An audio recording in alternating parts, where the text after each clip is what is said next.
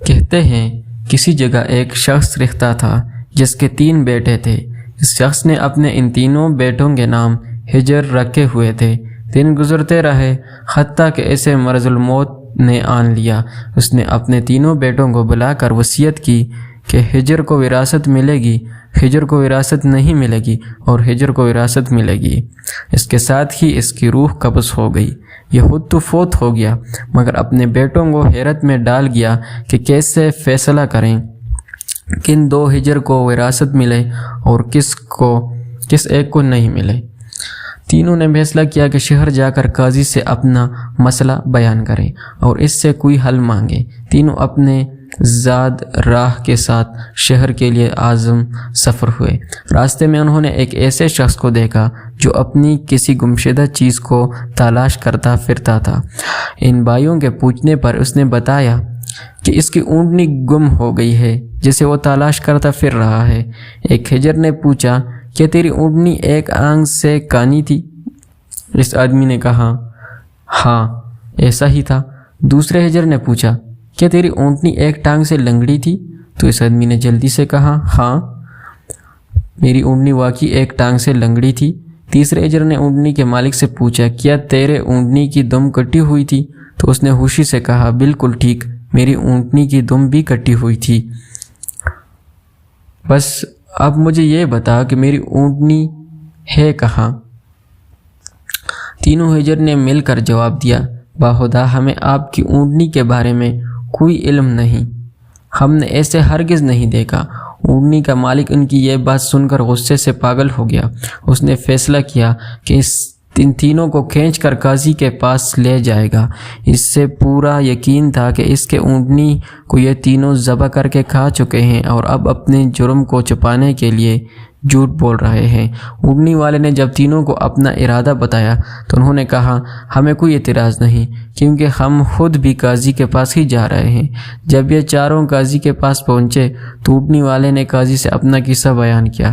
قاضی نے ان تینوں سے کہا، جس طرح تم تینوں نے اونٹنی کی نشانیاں بتائی ہیں اس کا ایک ہی نتیجہ نکلتا ہے کہ اونٹنی تم تینوں کے پاس ہے۔ بہتر ہے کہ تم اپنے جرم کا اعتراف کر لو۔ پہلے نے کہا، جناب علی، ہم نے اونٹنی تو نہیں دیکھی تھی، ہاں البتہ اونٹنی کے آثار ضرور دیکھے تھے۔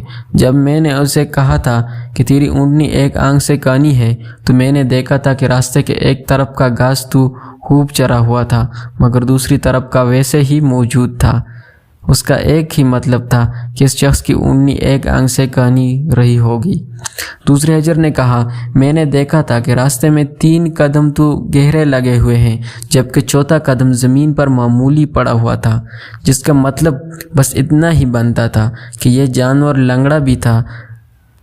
تیسرے ہجر نے کہا، اونٹ جب راہ چلتے ہوئے اپنا گوبر گراتے ہیں تو دم سے ادھر ادھر بکھیرتے ہیں، جبکہ ہم جس راہ سے آئے تھے وہاں پر گوبر ایک ہی لائن میں سیدھا گرا ہوا تھا، جس کا ایک مطلب ہو سکتا ہے کہ اونٹنی کی دم کٹی ہوئی ہے جو اپنا گوبر دائیں بائیں نہیں پھیلا پائی۔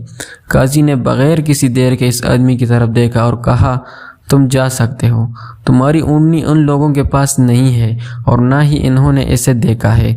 اونٹنی والے شخص کے جانے کہ ان تینوں بھائیوں نے قاضی سے اپنا قصہ بیان کیا، جسے سن کر قاضی بہت حیران ہوا۔ ان تینوں سے کہا، تم آج کی رات مہمان خانے میں ٹھہرو، میں کل تمہیں سوچ کر کوئی حل بتاؤں گا۔ یہ تینوں مہمان خانے میں جا کر ٹھہرے تو انہوں نے محسوس کیا کہ ان کی نگرانی کی جا رہی ہے۔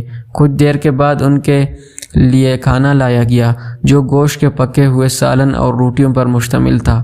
پہلے نے کھانے کو دیکھتے ہی کہا، یہ سالن کتے کے گوشت کا بنا ہوا ہے۔ دوسرے نے کہا، روٹیاں جس عورت نے پکائی ہیں وہ حمل کے ساتھ اور پورے دنوں سے ہے۔ تیسرے نے کہا، یہ قاضی حرام کی اولاد ہے۔